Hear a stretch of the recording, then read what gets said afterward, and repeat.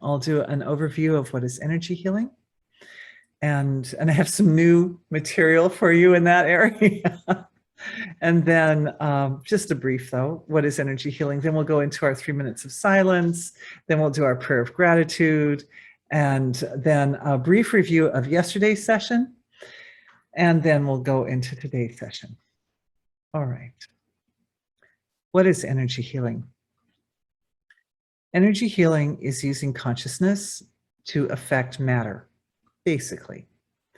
And the reason I said I have new information for everybody on that account is because I had this realization this morning that of course, we already knew this, you guys already knew this, but it's like understanding it at a deeper level with regards to energy healing is that, of course, we don't have control over the fruits of action. We only have control over our actions, right?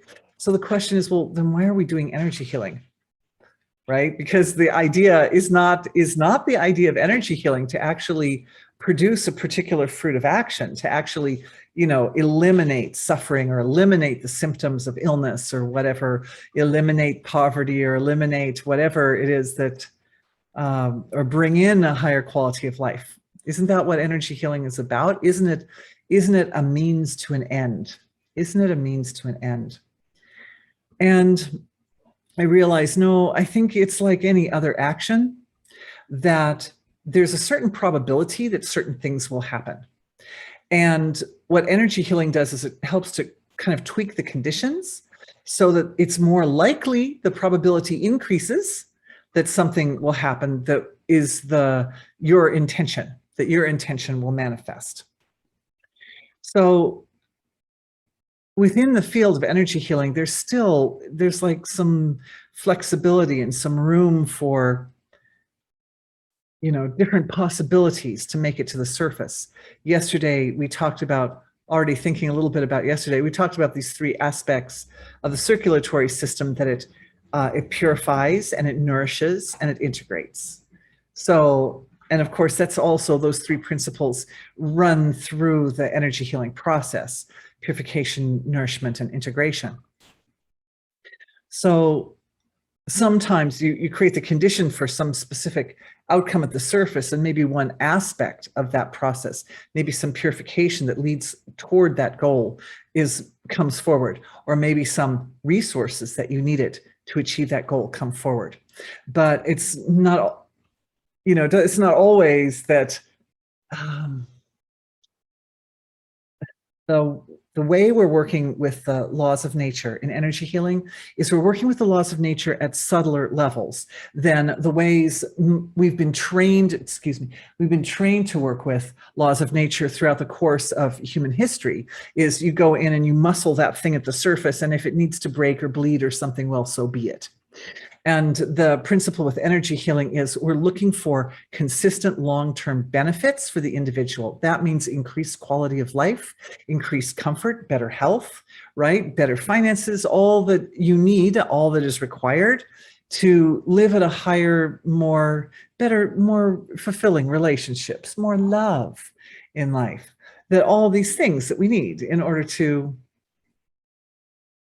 count the life as a useful, meaningful, successful life. So long-term benefits and consistent long-term benefits means creating a foundation of the condition that gives rise to those benefits. So in energy healing, that's what we're doing. We're working with the laws of nature that influence the foundation to the material level of creation. And for those of you who are new, I use my backdrop with the ocean to represent the structure of creation, the structure of consciousness. There's the eternal, unmanifest, single source of creation, qualityless being, divine being. And then there's the gap between that and the entire manifest field of creation. And the laws of nature that give rise and that are responsible for the way things show up at the surface reside down here at the deeper level. So the whole principle behind all this work that we're doing is to familiarize everyone with the laws of nature down at this deeper level, and to get to increase proficiency, to get used to how does it feel to move awareness into these finer realms of creation, and how does it feel to work with those laws of nature, and what guarantees success in working with the laws of nature. because that the successful relationship that we establish with the laws of nature, which are actually part of our own body and our own self. All this is the body here. This is your body. And then this is the source of the body. So energy healing is about navigating this territory and mastering the process of using awareness or consciousness as the instrument or tool to work with these laws of nature, and thus create a condition that favors greater probability of your desires being fulfilled. The relative material level, it's caught in the linear flow of time and space. So it takes a little longer sometimes for the results to show up at the surface. But that said, by doing this type of work, the results are solid, they're consistent, they're stable. The change is a change that you can live with in the long term. So that's the aim of what we're doing, and that's the basic description. Why do we take 3 minutes of silence at the beginning of the webinars is to give everybody a chance to get in and to just enjoy that deep, silent, infinite, unbounded, eternal level of quality-less being. To whatever degree, everybody has their way and degree of experiencing that. But when we do it as a group, the effect of the settling of awareness down into the source of creation is more profound. And thank you to all of those of you out there who've been cultivating that ability through meditation for decades, at least years, if not many decades. So that always adds to and enhances the effect for everyone. So thank you for that.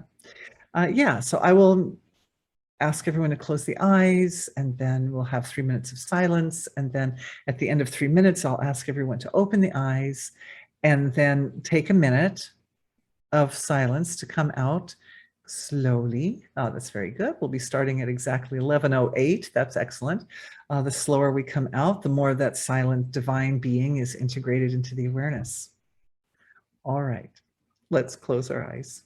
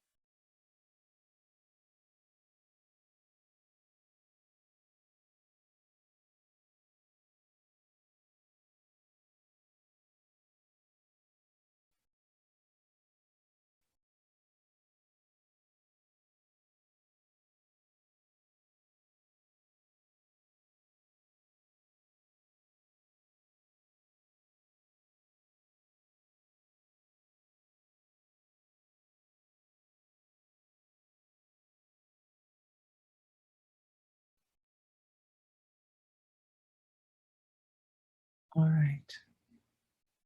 Let's slowly open our eyes.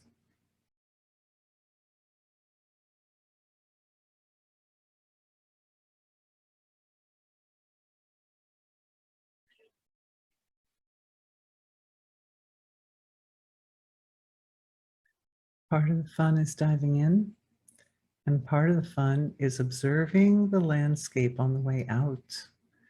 That's why it's nice to take a minute.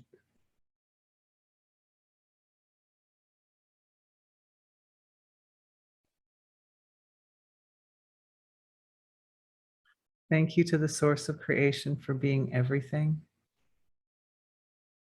for being each one of us and the universe around each one of us. Thank you for our ability in this webinar to work concisely and profoundly and effectively. Thank you for this precious hour and 15 minutes that we have together. Thank you to everyone for being here from the bottom of my heart. Thank you so much.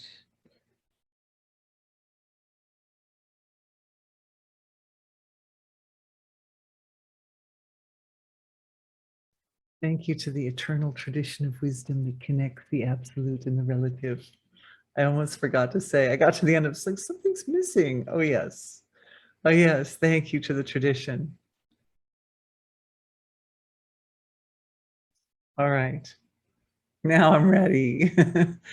Okay, so usually what I do, I'll do the review of yesterday, but usually what I do is I dive into questions. And it looked like a whole lot of questions came in last night, but then it turned out when I printed them out that they were mostly comments. But there are a couple questions there, and there are a couple really awesome questions that came in that I didn't answer last night. So I'm really happy I'm happy the Europeans are here so I can answer your questions today. Anyway, we started out yesterday with just kind of an overview of the nature of the circulatory system from an energy healing perspective. And briefly, that includes the idea that the flow of blood in the body and the carrying of the oxygen is a flow of bliss in the body. And so anytime we find blockages in the circulatory system, usually that can be traced somehow to a flow of bliss in the body or in the emotions or at some level of this landscape here, from the physical material down to the more abstract levels. And we did a lot of healing for ancestors yesterday. I think they were clearing of beliefs. One of the beautiful awakenings that came over the last couple of weeks for me was a rather visceral experience, but something that my joy to share with all of you is how when one eternal being appears as many, it appears as a diversified universe, and then it enters into its creation, that entering into process, I'm just going to move this wire for a second. That entering into process is exquisite. It's lovely. It's sumptuous. It's intense. It's a kind of, it's so intimate that it's like a marriage. I think of it like a kind of a marriage type of process of the one creates the many, and then it realizes, the many realize that they are the one, and the one realizes it is the many, and like together they're just like, oh, I see. It's this huge awakening thing that happens, and it's just absolutely beautiful and luscious, and it can really hardly be described. It can hardly be described. And one of the things that happened in yesterday's healing was to help the ancestors gain access to that experience and realize that it's not out of the reach of human potential to understand and experience that directly. So that was, I thought it was a very sweet thing that happened and necessary, because I feel that our world has been built from centuries now. It's been built on this premise that there's just certain aspects of the nature of reality that are out of reach of humanity and just don't even try. So it's nice to have that reawakened, that sense of the potential of humanity to really engage directly with this cosmic process, which of course is the condition by which all possibilities are manifest. That's the condition. Because when all the parts realize that really they are one, and all the one realizes it's all the parts, then all of a sudden all the values of the one become accessible from the level of the material parts. And all the one is a field of infinite resource. So all of a sudden infinite resources become available. It's rather wonderful. It's part of setting up the right condition for healing. So that was one of the things that happened. There were healings, surprised me, but there were some of the healings were also for the nervous system. And I think that's just because the whole process of the evolution of creation, from a human perspective, it involves refinement and evolution of the nervous system. And it's one thing to say, oh, wow, I have access to all possibilities. It's another thing to actually leverage all those possibilities, and certain physical characteristics are required to do that. So part of the story is shaping and adapting the nervous system. And that was taken a whole step further when we were looking at high cholesterol and the plaque that builds up inside of the circulatory system. We took it another level to the DNA. And of course, by doing that, we brought in the ancestors. That's where the ancestors came into the picture. And so there was some good support to clear away some of the blockages that they had. And after the webinar, I had realizations of more areas that we could go with that. So hopefully those will come rushing back today at the moment that they're needed. Anyway, so that was the basic overview. There was one more thing that happened yesterday that I think is useful to mention. And that is that the healing process has its own landscape. And it starts with that recognition, oh, something needs to be healed. But that recognition is knowledge.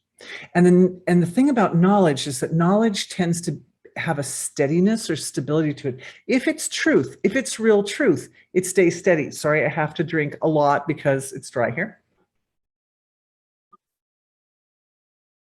So knowledge is stable, but when healing is required, that means movement. It means transformation. It means change. So what catalyzes the change is compassion. And so if we look at the form of dharma, we see that knowledge is the first pillar and is the most stable and is the most reliable, that bringing truth to any situation tends to benefit it and bring up the orient things towards evolution.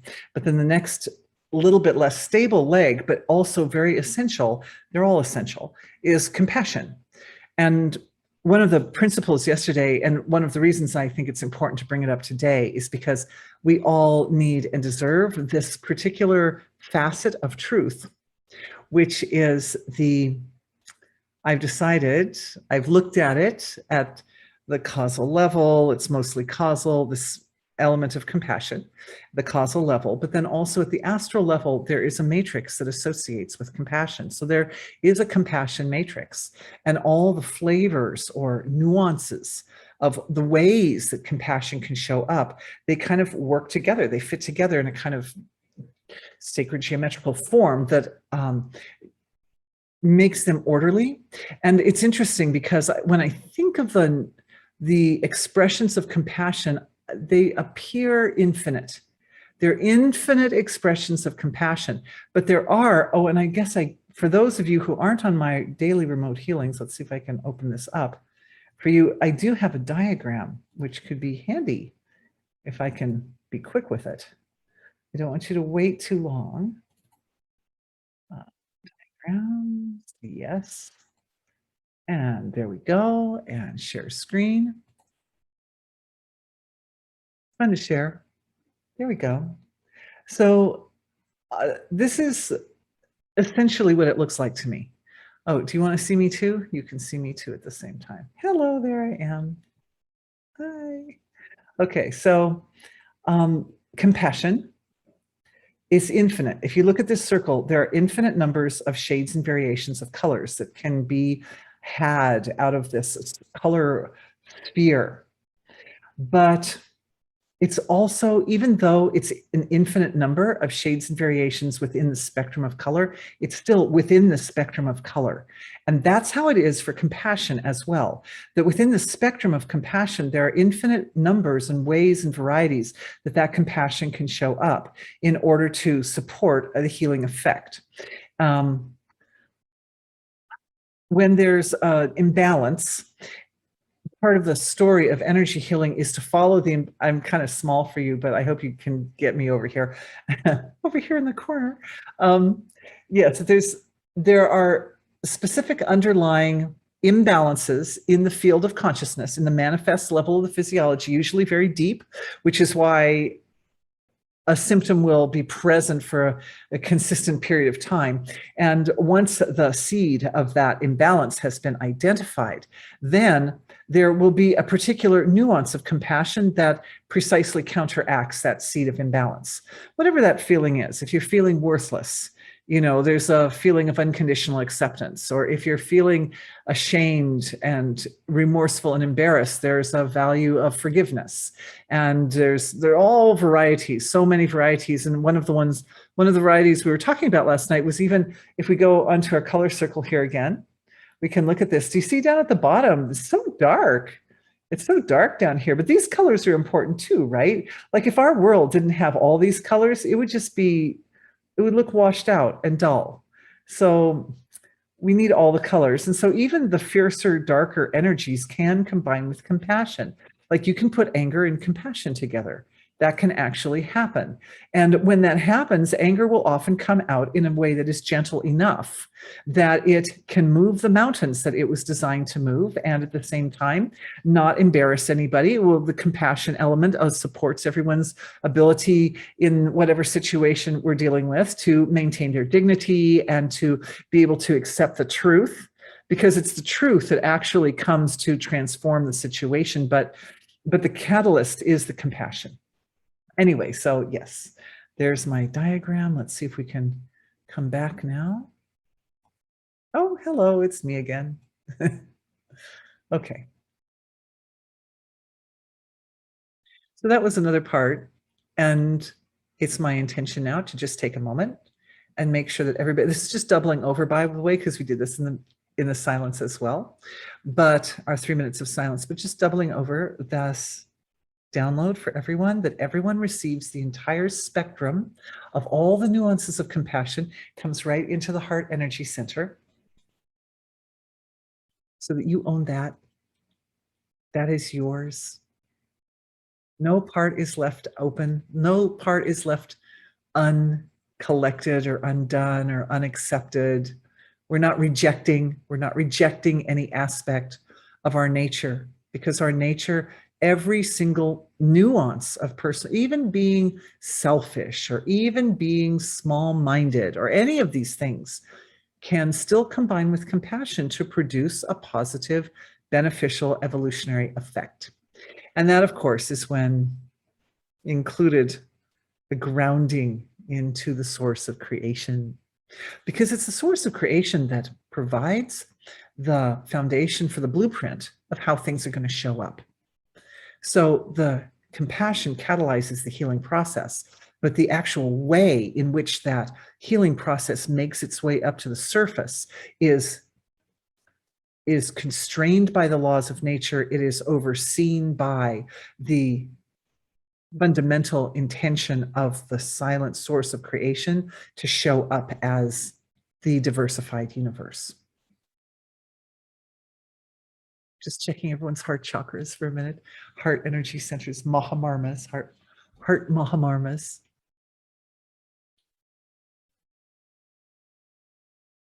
It's a beautiful piece of knowledge. Everybody can benefit from it. Everybody deserves access. And isn't it interesting that combining that whole spectrum of light with compassion changes the way we think about ourselves, right? Because there are times when, it's like, well, I shouldn't have been so angry, or I should have said this instead of what I said, or whatever it is, whatever that experience is that one is having. But The fact is, what shows up at the surface is what shows at the surface, because that is what has the support of nature to show up. And when we connect it, when we shine the light of compassion upon it, which is definitely a heart function. So that's the next thing. Now we move into, that was the overview of yesterday. Now we move into the healing for today. The heart function is to shine all these experiences in the light of compassion. And the light of compassion uplifts it. It definitely shines like the most favorable, a very favorable light on whatever that thing is. But whatever we're looking at, whatever aspect of our own personality, our self we're looking at, but also through the compassion is the vehicle, but through the compassion is the light of pure awareness, pure perception, the pure light of being, which designed the intent by which the surface expressions are manifest. So that's really the self. The compassion isn't the self. The compassion is the vehicle or the tool, just like the body is the vehicle or the tool.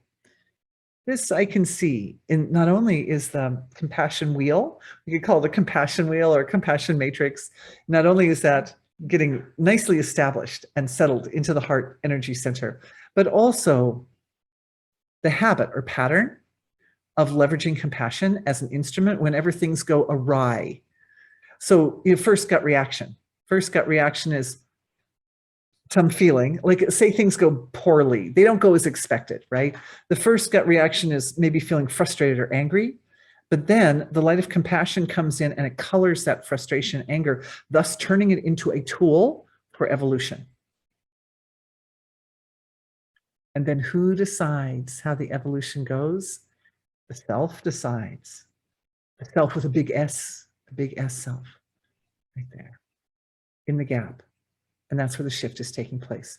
And this is all happening for the heart energy centers, for everybody in today's healing session, as well as I am seeing it going to ancestors. And for most people in this session, also to past lives.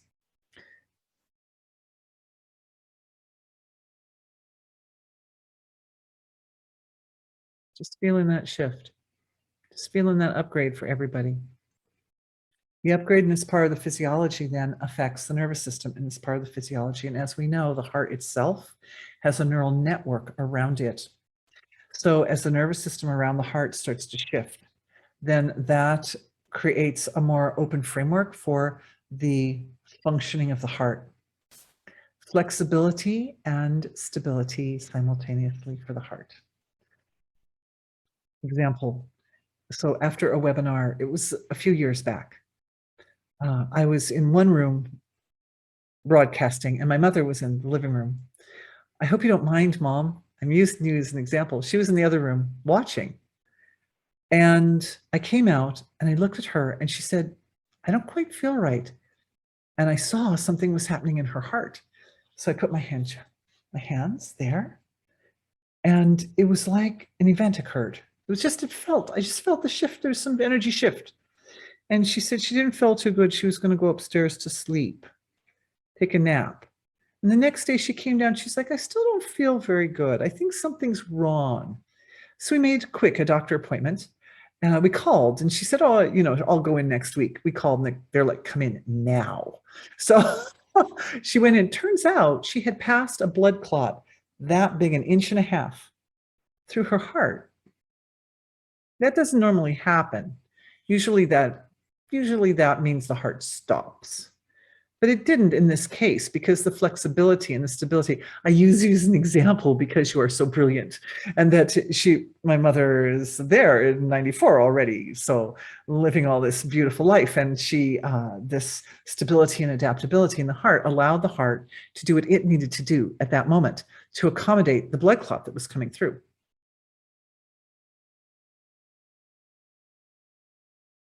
That level of stability and adaptability. That also is a download for everyone's heart. What is that level of infinite stability, infinite adaptability? Infinite comes from the connection to wholeness. Stability anchored to wholeness. Adaptability, anchored to wholeness. That's why it's so useful and luscious to have that little moment of silence at the end of we put the attention, the awareness or attention into the heart to have that level of that quality of stability, that quality of adaptability. And then the silence just brings the awareness and anchors it. It anchors it. It's pretty simple. You can do this. Like we're exempling it in the webinar, but the reason that we do it again and again, and this happened yesterday too, as I recall, there were like 2, 3, 4 times in a row we did some process just like this. And I realized we just do it together again and again. And each one of us in the webinar is looking at the process from our own unique perspective through our own filters, through the filter of our nervous system and our sense of self. And that when we come together as a collective and we do that, it provides a broader comprehension for everybody because we share a little bit. We're sharing this time. Even if you're watching this video not in the exact same time that I'm making the video, that's fine. It still is something that we're sharing together on the level of consciousness, because at these fine levels of consciousness, and particularly here, there are no constraints of space and time. So we just do it together. It's beautiful. Congratulations, everyone. And I think this is probably one of the most important features of energy healing is how we make these changes on the deeper levels of consciousness, but then the change actually modifies the physicality. It modifies the physical expression. And in this case, the neural network that surrounds the heart, all around the heart, and bringing in infinite flexibility and infinite stability, so that then the heart has that ability that, you know, if an event occurs, the heart can just go, oh, I've got that. And then you're good. Then you're good. The clot ended up in the lungs. She took a little bit of blood thinner and the clot disappeared and all is well. The end of the story was, it was a happy ending and they rode off into the sunset. Yay. Okay. So let's look at some more questions. So here's a beautiful comment. He says, this is from one of the, guys are so cute raising your hands. Thank you. Thank you. I'm glad you like that. That was fun. Energy healing seems like meditating. We do it to set the table. What is served at the table is up to Mother Divine. Absolutely. What a lovely metaphor for meditating. I love it. You didn't fall back on the take the right angle and let go into the swimming pool thing. But yeah, that's absolutely right. It is. And honestly, like meditating, right? Because I'm trained in the same tradition of meditation. And so, you know, of course, one over time becomes familiar with the specific laws of nature. There's these laws of nature that if you set up the right conditions, you increase the probability for what you want to show up at the surface. That's just the way it be. The laws of nature, they're not like, they don't play favorites, right? They just function. They function in the most efficient manner. So if the water's going down the mountain, the water's always going to seek out the lowest point to go to next. And if that means going straight down, then so be it. But sometimes that means meandering down the mountain, just depending on where the rocks are placed and the plants are growing and things like that. So what we're doing is like the gardener, like the landscaper, the mountain landscaper, we're kind of deciding, do we want a waterfall here? Do we want just to come straight down for a while and then maybe pool up a little bit and then kind of wander down a little bit, like that? Do you want to send it through the reeds so it gets purified? All the laws of nature here. So we're working with the laws of nature in the subtler field of the ocean of consciousness, the self, the body, the field of the self, the energy field of the self, in order to create a condition whereby the best outcome will surface. And that, I was actually looking in depth at that point. So I've been going, I think, on a false premise. And my false premise was, well, you've got the intention of the creator that things should show up a certain way. The water should go down the mountain, not up, something like that, right? And then you've got individual intention. And individual intention, if you can get your individual intention to line up with the universal intention, then all of the whole universal laws of nature will be backing up your individual intention, and voila, your individual intention will manifest. And I was having an in-depth conversation about that with a certain family member whose name I will not mention. Yeah, we talk about, we're like two knives sharpening each other when we talk. And those of you who've been with me, you know what I'm talking about. Anyway, and what happened was we realized, well, the whole reason we're doing energy healing essentially is to work with nature in such a way that universal intention will also adapt to individual. Why not? If consciousness is a field of all possibilities, then, and if an individual has an intention that is life-supporting but not probable, okay? So let's say we wanted to do something big, like a big project. Maybe you wanted to create a big coherence-creating project. You wanted to get 100,000 people meditating together all in the same place, you know, like a big project, okay? So it's a great idea and it's life-supporting, but it's not probable. Right? So it's like, if you try to come at it from the surface, it's like fighting every step of the way. But it hasn't manifested yet because evidently totality, the source of creation, isn't quite lined up appropriately to let that happen. So the thought comes up, is it because the desire is not aligned with natural law? Or is it because natural law hasn't quite integrated, hasn't quite married yet the individual expression or the individual intention? So the piece of information that came out of this conversation that I was having was that it's really a process that happens from both ends simultaneously.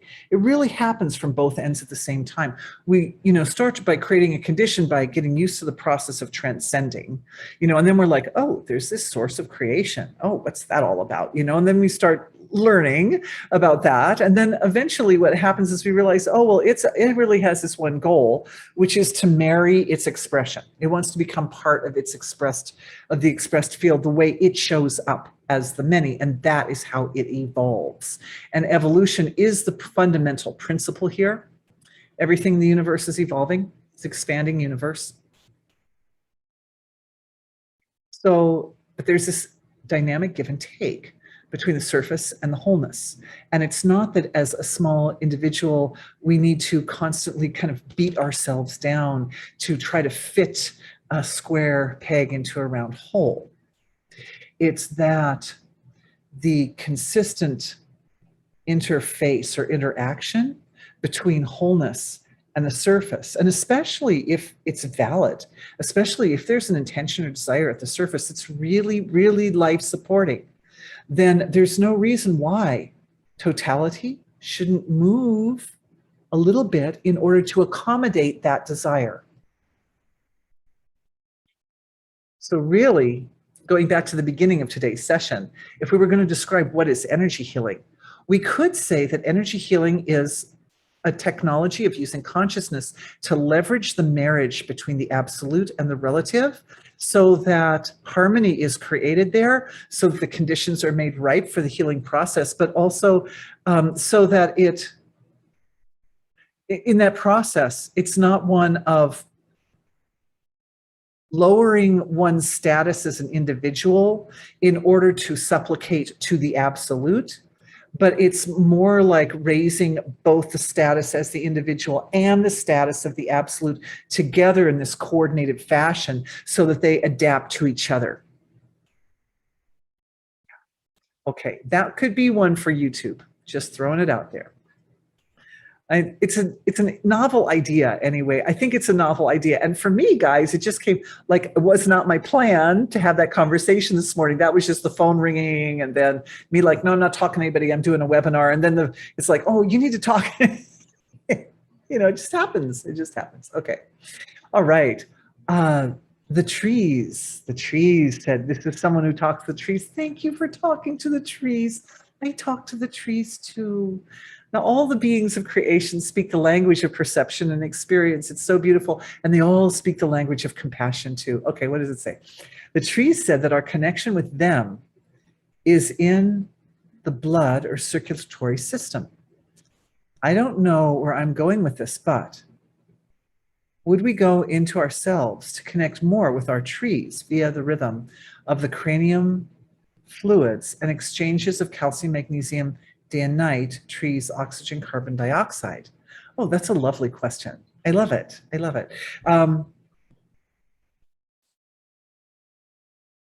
Definitely, there are a lot of the systems in our bodies that are tree-like, right? And the circulatory system is one, the nervous system is another. Even like inside organs, there are forms and structures that have tree-like elements to them. Bones, like the trunk of a tree, the bones.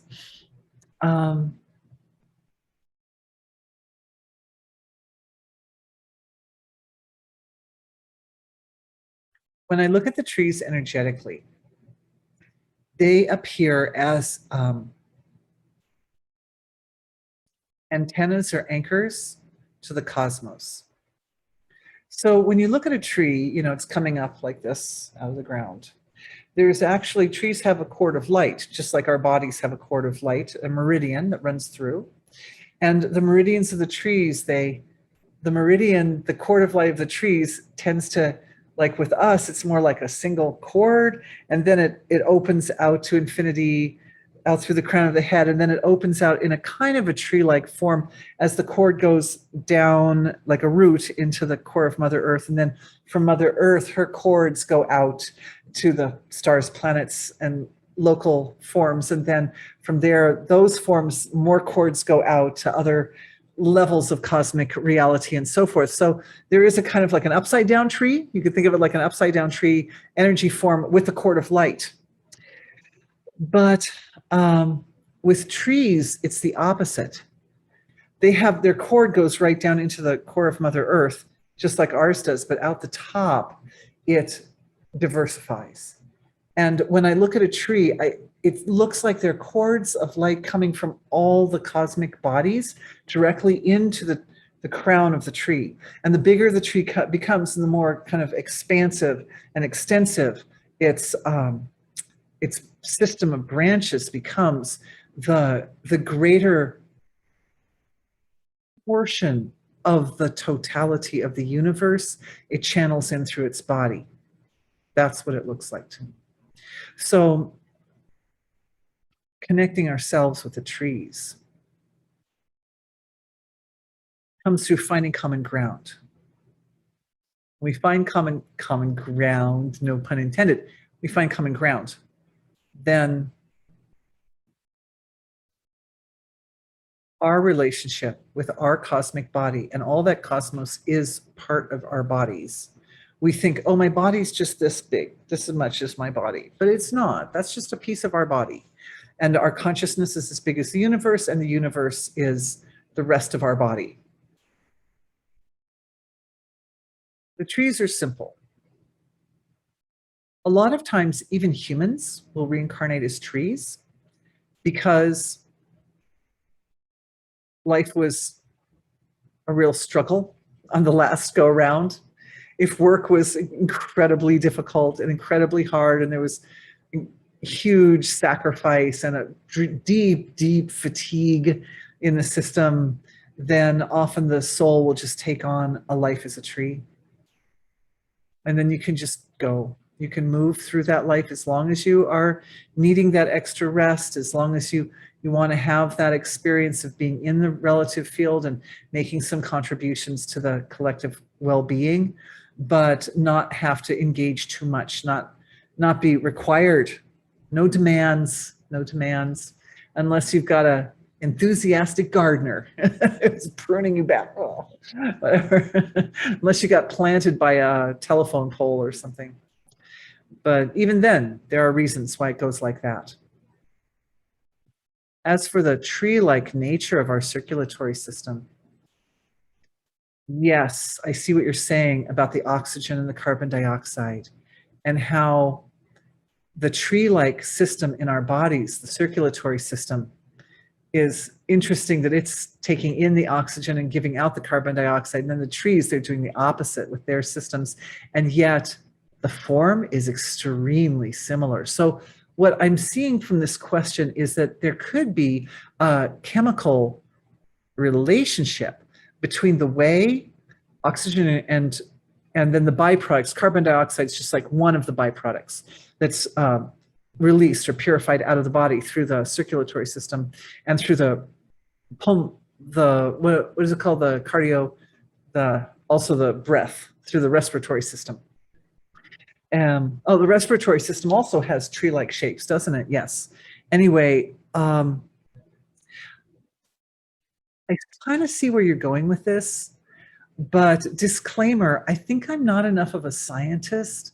Like if I'd maybe spent a little bit of Google search time, kind of looking into the details of oxygen and carbon dioxide and calcium and magnesium and all that, if I'd kind of spent a little time like understanding the chemistry of it, but I don't have a strong chemistry background. So as far as like, you know, specifics about the way those specific elements interface with our physiology, I'm not sure that I have enough personal knowledge to be able to take it really a lot further. Please forgive me. I mean, I could make a note to myself to look it up a little bit and maybe go into a little bit more detail as we're going forward, but we have a lot of great questions also. So I want to make sure I touch on everybody and I give where I can give, if that helps.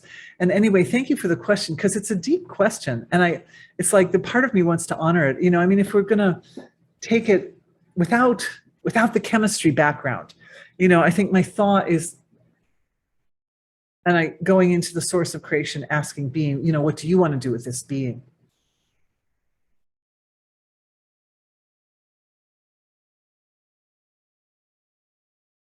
The answer is bringing in reverence. The compassion and reverence are coming together as a form. And the shift, an egoic shift, which allows each one of us as individuals to feel that kinship or union with all these forms, the trees as well, that the kinship can be felt, can be experienced directly in the heart energy center. So if you're in the presence of a tree,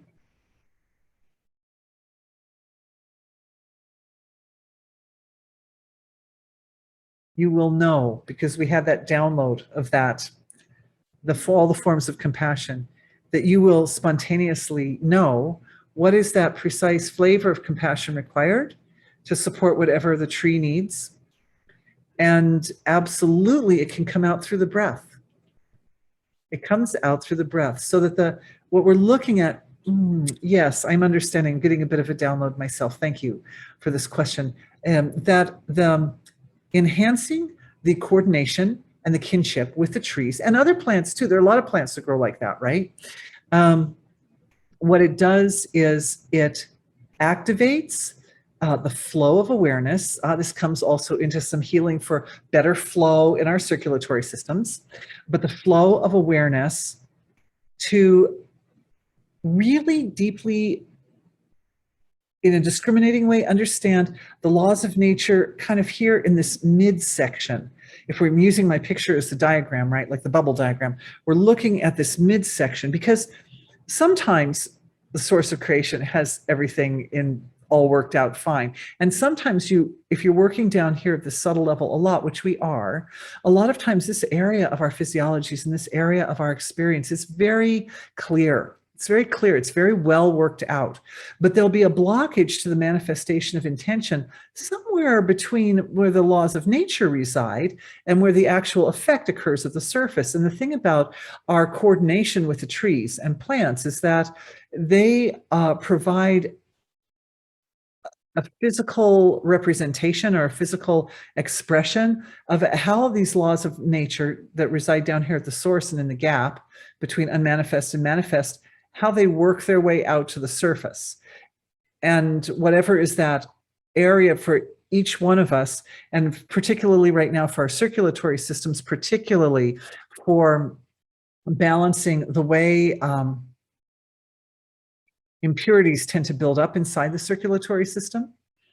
Also, if the body has a proclivity towards creating blood clots. And also the other thing I'd like to look at here, these were the categories I was thinking of beforehand, blood chemistry, right? Because sometimes people's like their blood sugar is too high. You know, they can be, now of course, that's partly a byproduct of how the circulatory system's interfacing with the digestive system. But the blood does carry, the plasma in the blood does carry, as we mentioned yesterday, lots and lots of different types of chemicals and other neurochemicals and proteins and you name it, they're all, pretty much all the chemistry within the body will show up at some point or another in the blood. And so balance of that as well. And what I'm seeing is the balance of that blood chemistry is fundamental to the degree to which plaque builds up inside the arteries and veins. So the story of the balance of the soup in the body is more basic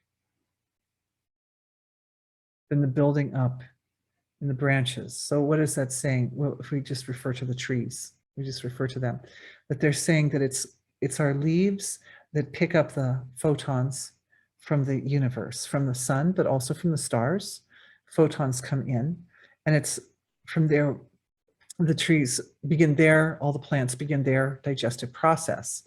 And it's at the interface between the photonic reality of our creation and the receptocytes on the trees, which are all the green bits, the green leaves and branches and pine needles and all those parts.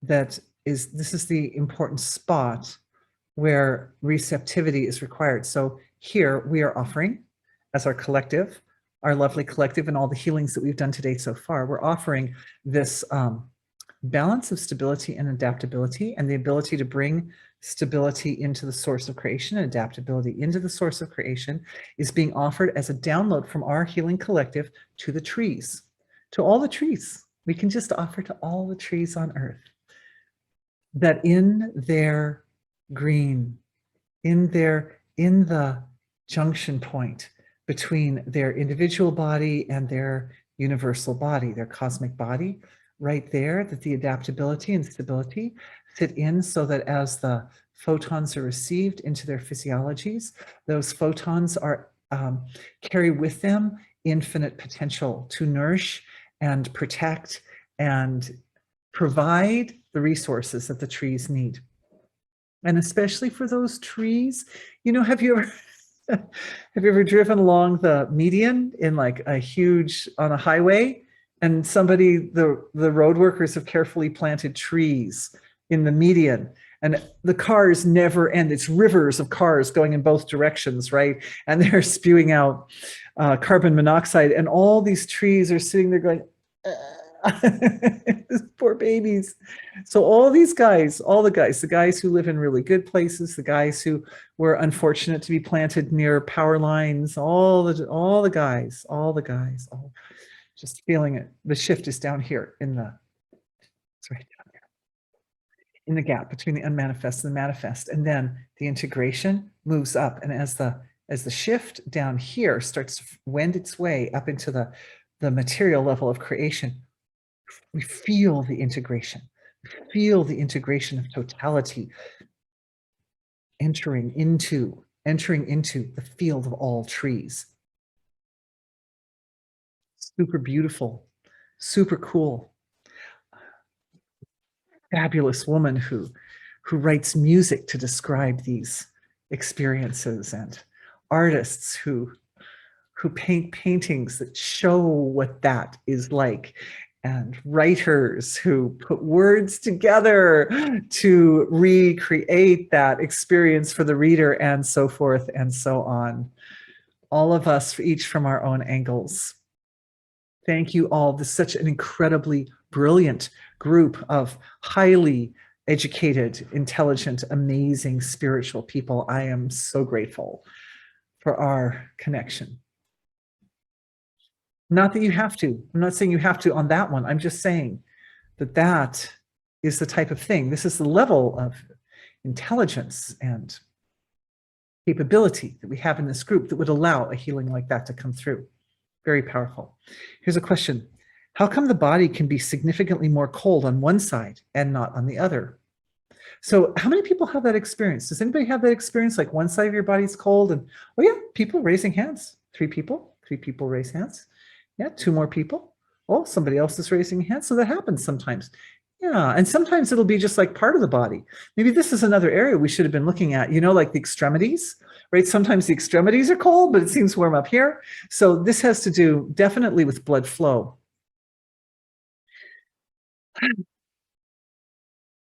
The blood and the flow of oxygen through the body, the nourishing aspect of the blood is about,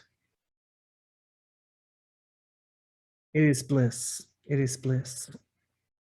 And when one side of the body flows with bliss, is allowed, is the conditions have been set up internally on the level of consciousness that allow certain parts of the body to experience bliss and other parts not so much.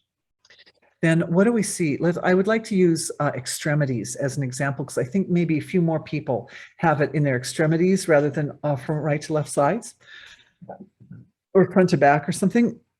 So I just want to use this as an example, and then we'll go also to the right and left sides of the body. But the extremities of the body are the points of our physiology that represent where we as souls or beings of light, energy beings, where we interface with the physical material level of creation. That's what the extremities do. They're that point of connecting with the manifest. And we all know, as I mentioned earlier, that the manifest level of creation, it moves a little more slowly anyway.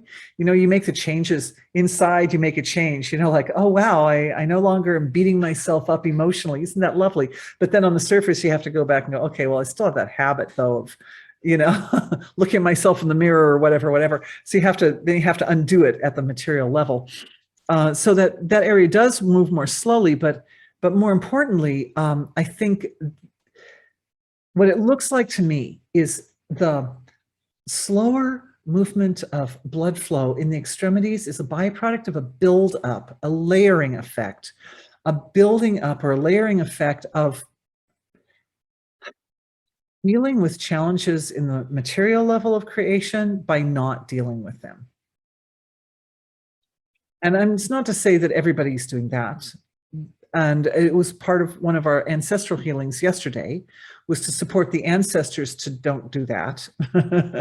Don't deal with problems by not dealing with them. There are better ways that we've been talking about all along here. But it's a buildup in layers, and it's karma. Anytime there's an imbalance in the physiology, we're really looking at some form of karma. Now, in the case of the right and left sides of the physiology, it means not dealing with issues and problems and challenges and situations associated with one side of the physiology versus the other. So the right side of the physiology is the more outward. It's actually the warmer side of the physiology, tends to be more masculine, more applied to the material field of creation. The left side is more the inward stroke side of the physiology. It's cooler. It's more associated with the moon. So you've got the moon on the left, the sun on the right, feminine, masculine, coming at things more, you know, more inwardly and more emotionally. So if the side of the body that's not working, or that feels colder, always feels colder, if it's the right side, you know, we look to healing for the way we apply ourselves to the material level of creation. And have I been meeting with so much lack of success in that area that I'm not giving it. I'm not giving over there. I'm not giving it anymore in that field. It can also be related to mother and father, because right side will be father and left side will be mother. So one can look to one's ancestry and see, is there something of my in my relationship with my parents where the side that tends to be colder and not get as much blood flow, is there something that can be healed there with that relationship with that parent, or that parent, whichever one.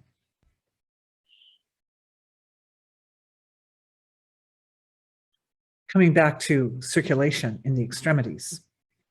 We went into circulation in the extremities, we came out to circulation in the two sides of the body, we're coming back into circulation to the extremities again.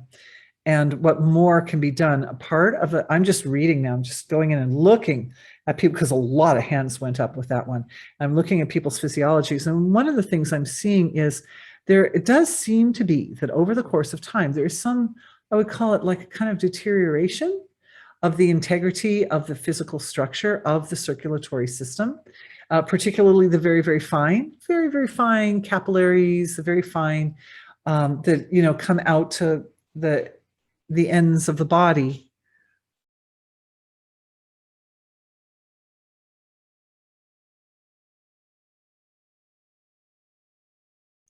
I'm asking being, what causes those little tiny capillaries to deteriorate or stop functioning properly?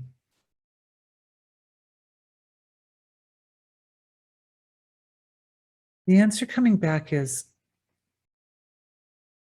again, there's definitely this principle of building things up in layers is part of the story, but it's also like a habit of not honoring the details, of not paying really a lot of attention on the long term to all the details.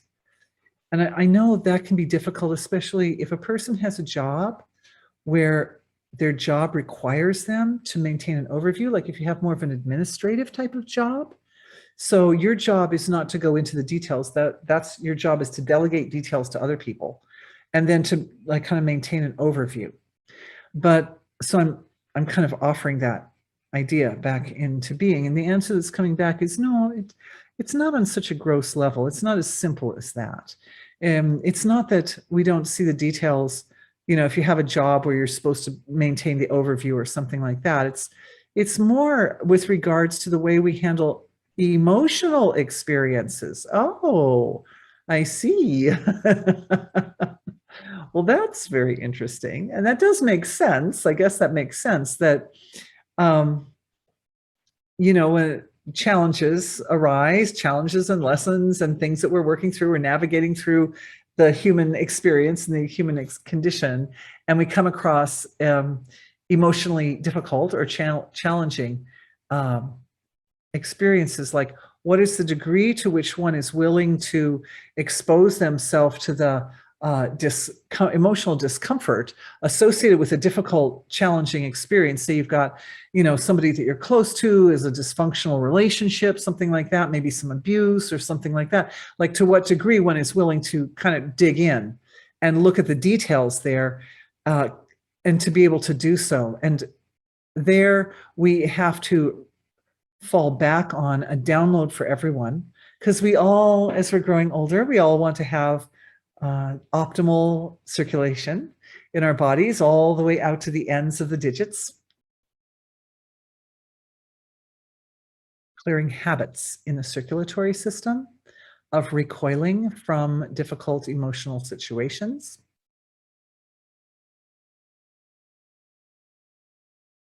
Clearing for the ego of blame, personal blame, blaming oneself, and identifying oneself as less than totality, getting to totality marrying its own nature. As long as the definition of self is right there, being is marrying itself. That's what we are. That's like the fundamental. And so that, like a download for the ego. So because when the ego gets caught in it, it definitely exacerbates any kind of emotional discord. When it's like, yeah, well, it's because I'm a bad person or whatever. No, not bad. No, just being, marrying itself. And when we separate out the idea or concept of myself as being quite to blame for everything, then it definitely lightens up the ability to go in and extract the nugget of truth. Whatever that situation, whatever that difficult emotional situation is, there is a nugget of truth in it, and you can find it. You have the resources. And going back to the capillaries. Ooh, that last one was good. The marriage. Remember we talked, those of you who weren't with me yesterday, if you can, go back and look at that part of yesterday's session where we talked about the marriage of the wholeness with its own nature. There's a feeling, there's an energy signature to that process, that particular value or degree of intimate integration. And that energy signature is going into the blood vessels, down, down, down, all the way to the finest of the finest, wherever they are in the body.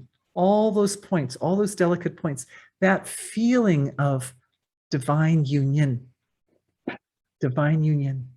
in the capillaries, in the blood vessels, in the fine little veins and arteries, all the way out to the surface of the skin, the eyes, like a tingling that goes through the whole body, all the way through the circulatory system. And it awakens the truth of the sense of who we are, so that whatever difficult situation presents itself, some are worse than others, no matter how difficult, whatever that really difficult situation is,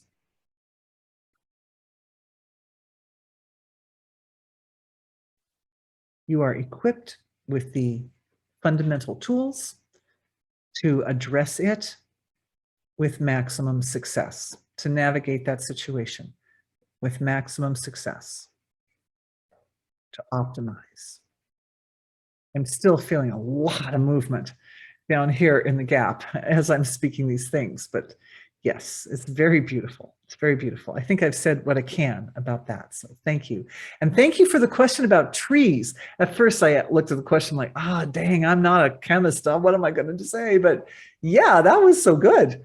Close family member is for years now taking care of another family member in a wheelchair and have no strength anymore. Can we do healing, please, for feeling that there is no solutions and that suffering will never stop? Oh, yes.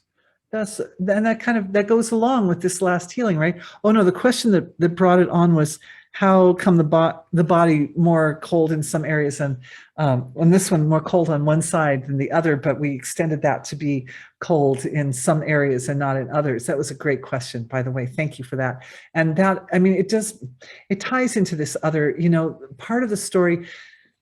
There's an energy signature for what we think of as the double bind, like the impossible situation that you simply cannot, whatever you do will be the wrong thing, will create a problem, right? No matter what you do, a problem will come out of that situation.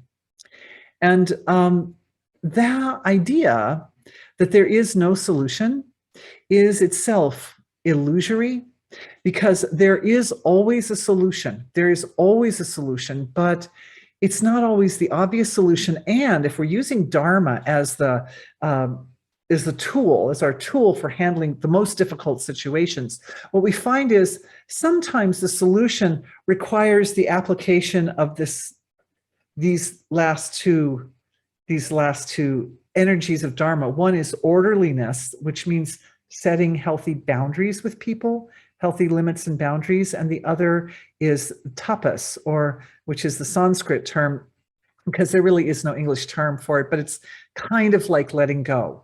It's like the willingness or ability to play that card of whatever is happening at the material level is less important to me than my soul, something like that.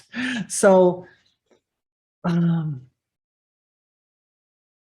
part of the story here is that, I can see that there can be like a deep love connection between two people, but the person in the wheelchair does not want their caregiver, who is probably a beloved family member that they have been with all their life.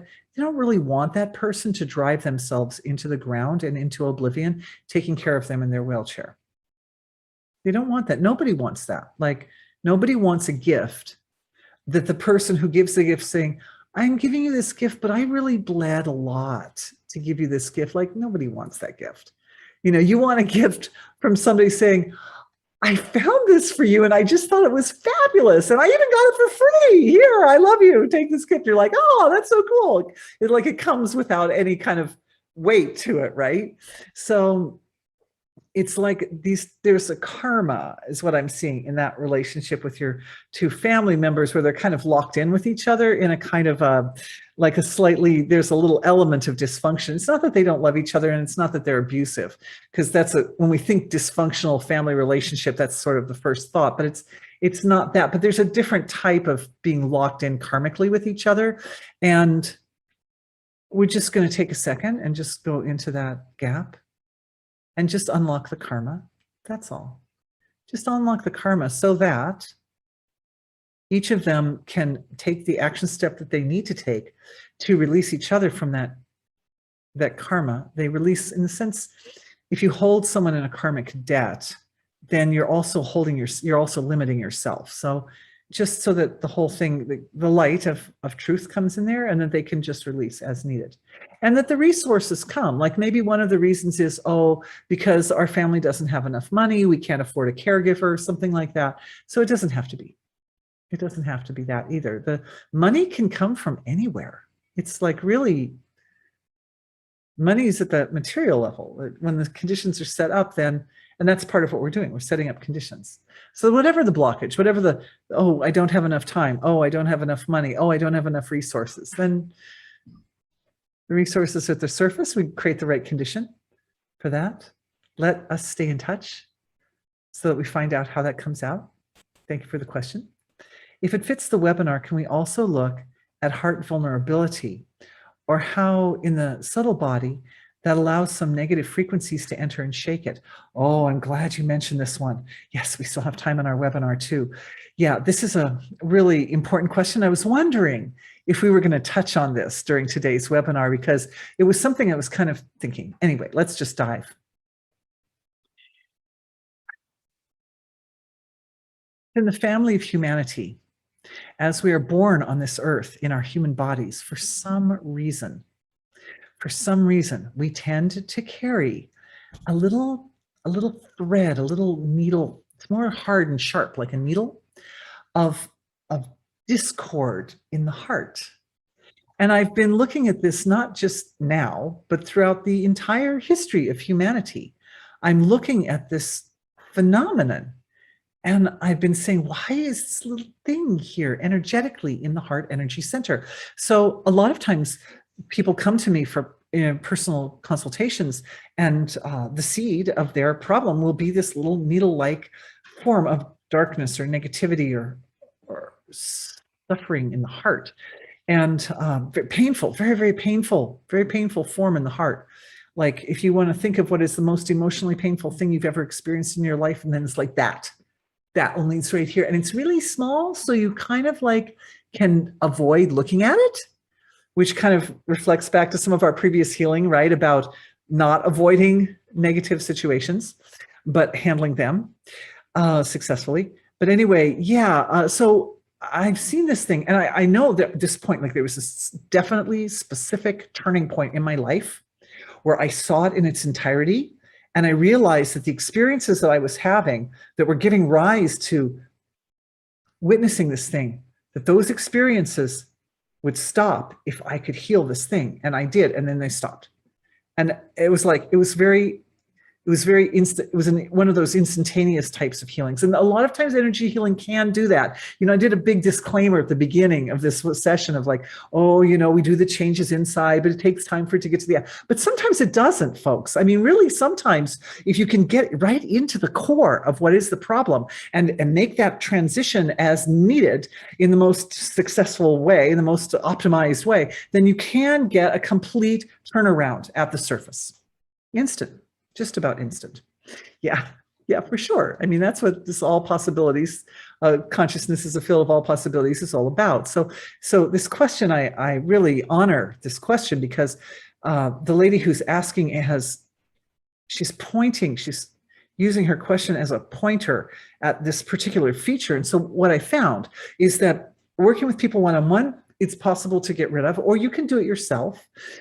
But it sits systemically in the body of humanity. Like it's so widespread and it's so entrenched, and it's not just entrenched now, it's been entrenched lifetime after lifetime and ancestor after ancestor. And so you can get it out of your own heart, but then it's like the whole environment is like sitting there just like holding space for this thing. So even if it's out of one's individual heart, it's a big problem. It's a big problem because when we look at the most difficult situations that are facing humanity right now, the people that are suffering the most right now, and if we look back over the last year and a half, we can see certain problems that our world has been facing as a collective. And I think one of the reasons that our world is facing as a collective particular problems, we're sharing the problem experience together, is because we're just really on the verge of clearing this imbalance once and for all. I hope, gosh, knock on wood, and that happened last time. I don't have any wood. I'll just take a drink of water.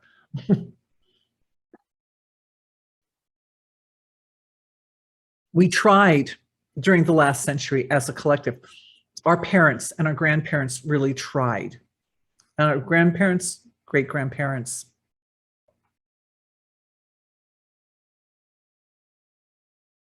we failed. They failed through the entire tragic story of the First and Second World War and the Bolshevik Revolution. And then later, even to the Communist Revolution in China and the events in Korea in the 1970s. Well, no, Cambodia in the 1970s. Yeah, it was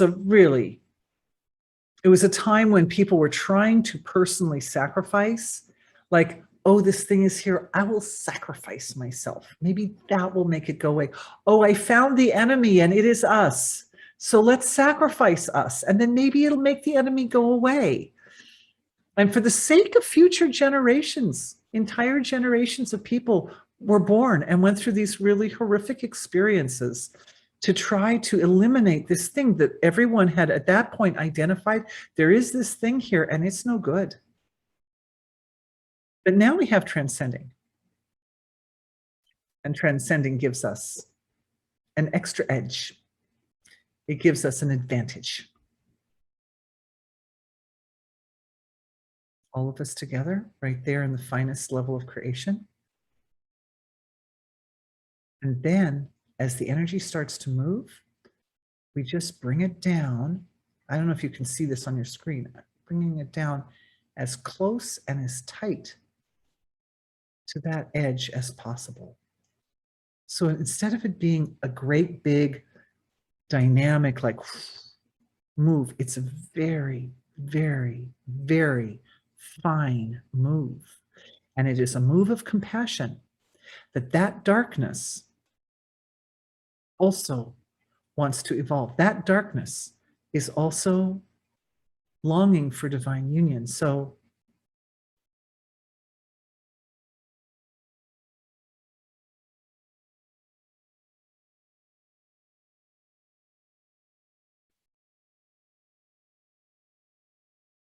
our healing collective is able to help it some. We're able to help some. We're able to make a move. And this isn't small, you guys. This is a big enough move that the planets are also involved. Evolution for our dear planets, our dear Venus and Mars, Saturn.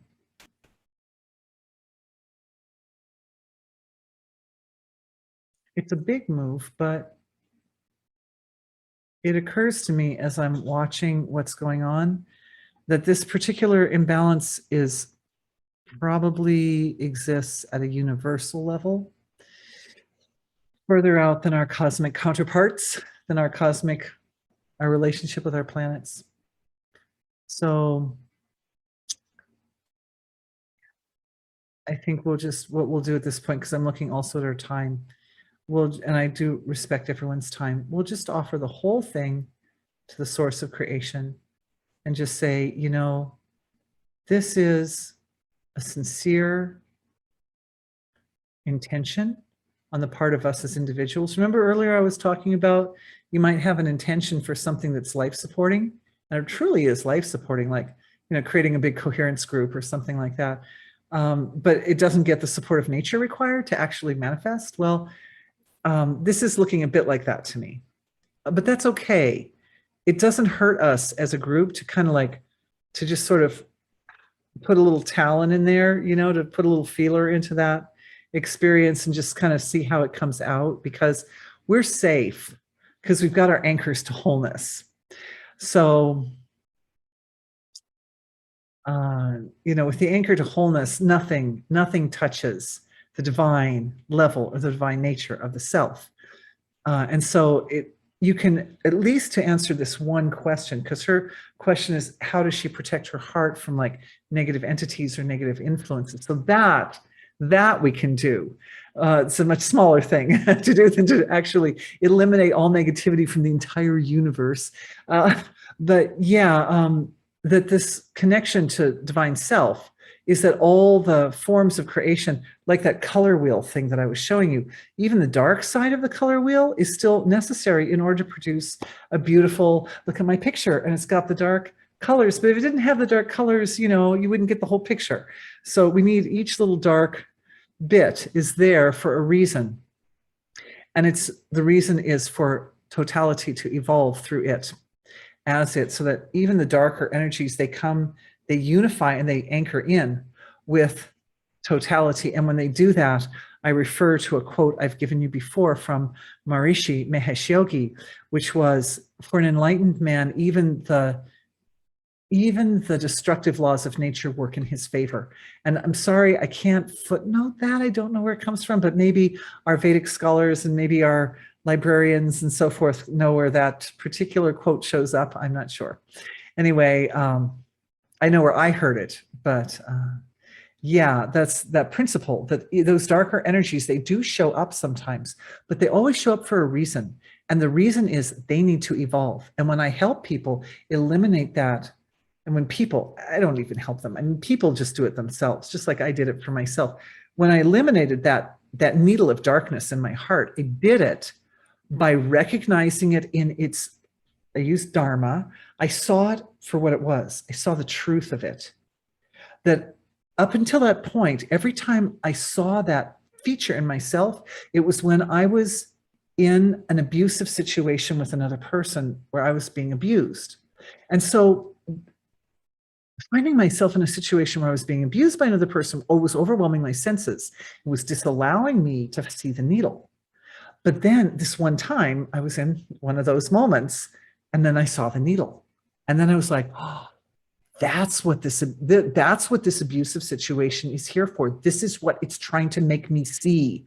And when I got into my truth and I saw the needle was there, then I put my attention on the needle and I'm like, okay, I see you. Okay, what do you need to like become an expression of my pure potential? What do you need? And as soon as that happened, then I transcended, right? Then I just went into wholeness. And that thing inside of me was like, I needed to be anchored to wholeness. I'm like, you got it. And then it was done. It was just done. So anytime, for all of you guys out there, anytime you find yourself suddenly facing down something that's like an entity, this is the thing. Go back and say, what is it showing me here? What is it showing me in my heart energy center? And what is that need? What is required of that? And pretty much every time it's going to be the same story, because the solution is simple, which is why I love that we're doing this, because it means you guys can get this. You can do this. The solution is you give it an anchor to wholeness. And when it has an anchor to wholeness, all of a sudden it becomes an instrument of the divine to support cosmic evolution. And cosmic evolution supports life on every level. Sometimes the darker energies are very, they help bring in an angle of perception and understanding that wouldn't otherwise have been there, and that is necessary to eliminate certain imbalances. Takes a thorn to remove a thorn. Sometimes that happens. Don't be afraid. If you look in and you see fear, well, that's what needs to be addressed. Yeah. Right. Thanks for that fantastic question. And I see lots of beautiful comments came in about the trees and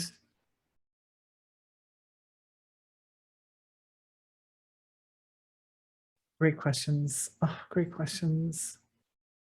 I love you guys. Thank you for being with me for this webinar. It's been really beautiful. And I feel like we've made amazing progress. And, you know, I guess we have a little something else we can still come back to later in order for us as our little healing collective of a few hundred people takes on healing the entire universe. We shall return. We shall return to visit other places in the universe and to do all the good that we can do everywhere. So yeah, thank you very much.